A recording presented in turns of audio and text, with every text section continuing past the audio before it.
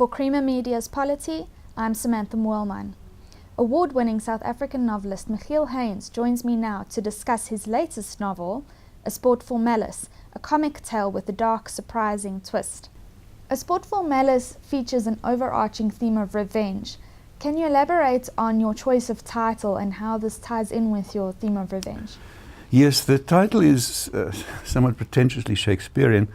It's from Twelfth Night. There is this whole elaborate plot to everyone wants to avenge themselves on poor old Malvolio simply for being the unattractive character that he is. And right at the end, when it all comes to a head, Fabian, who's the clown, really says how with a sportful malice it was followed, may rather pluck on laughter than revenge.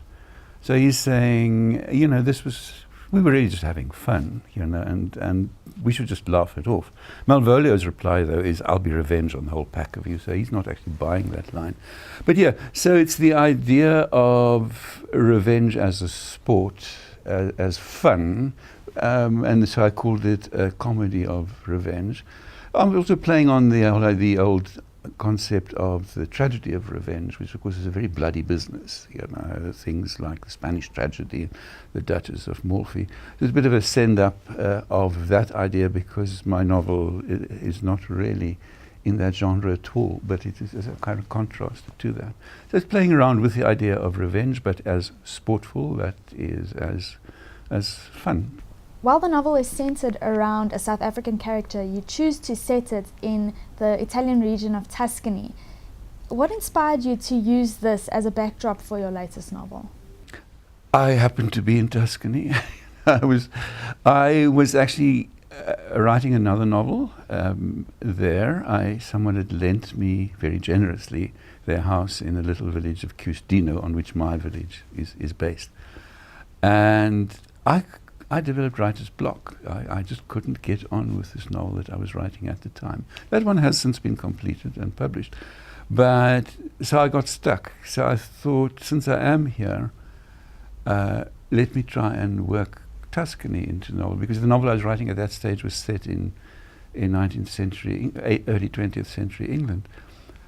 So I started writing the Tuscan bit, and then last year I was lucky enough to go to a writer's retreat in Umbria this time. And once again I got stuck on the novel I was writing then. So I went back to the novel that I'd started writing in Tuscany a couple of years earlier. So I was stuck with the setting before I had anything else.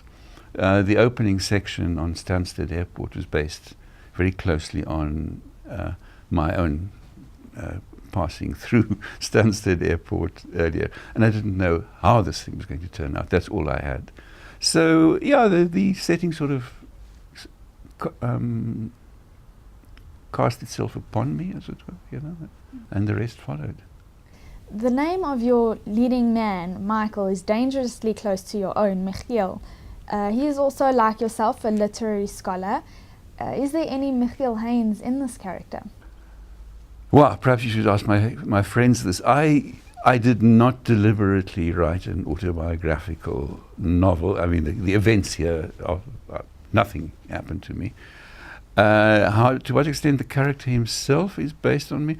Probably quite a bit, because as you say, the name, the literary scholar, and as I've done in other novels, I tend to give my main character some of my more objectionable characteristics, because Michael he's a bit of a snob. He's rather supercilious. He's sort of asking to get his comeuppance. So in a way, I isolate certain characteristics. It's easy for me to go into that mode because I just make him only slightly nastier than I am myself, and then I can look at it fairly objectively.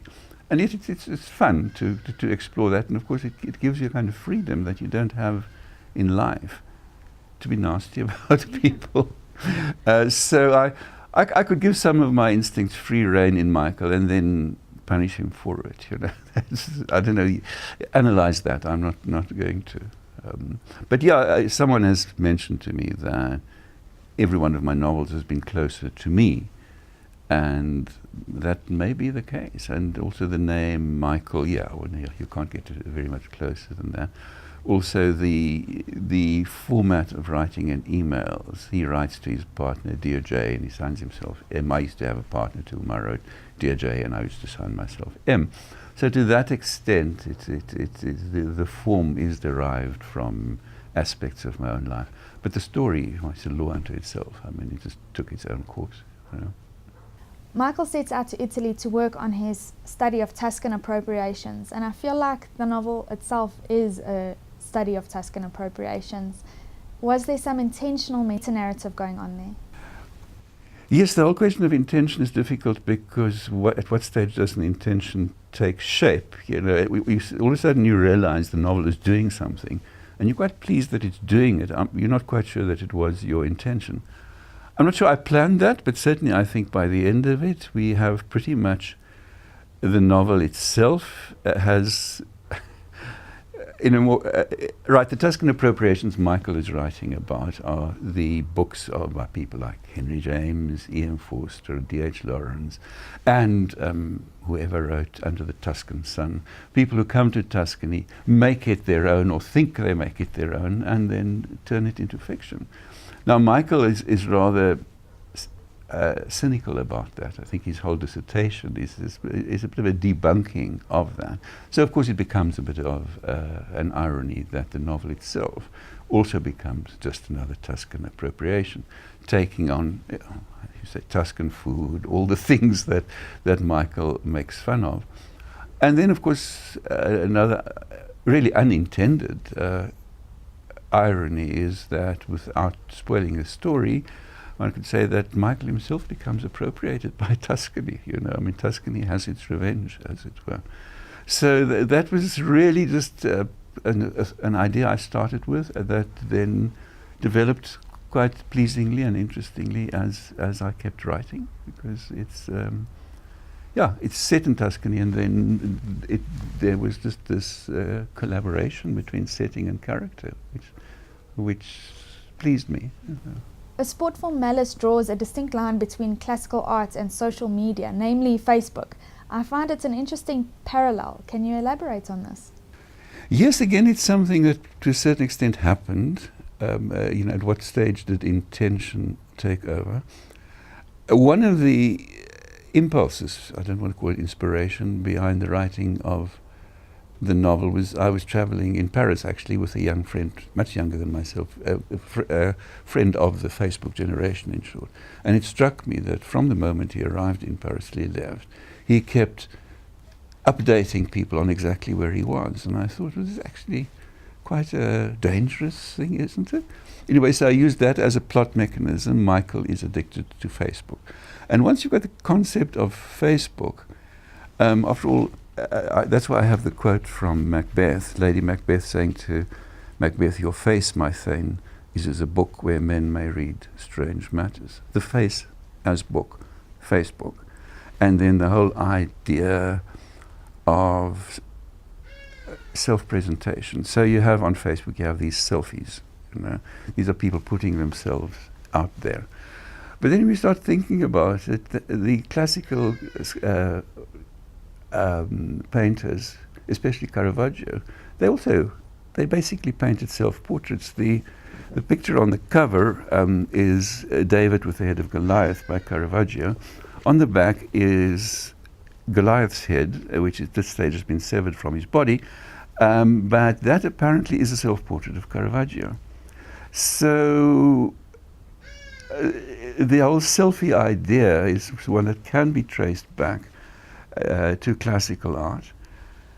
And then once you're there, you can start playing around with the idea of presentation and self-presentation, because another strong element that came from that in my novel is the whole idea of performance art, which is, it's no longer a self-portrait, it is the self as the self. You know, people turn themselves into works of art.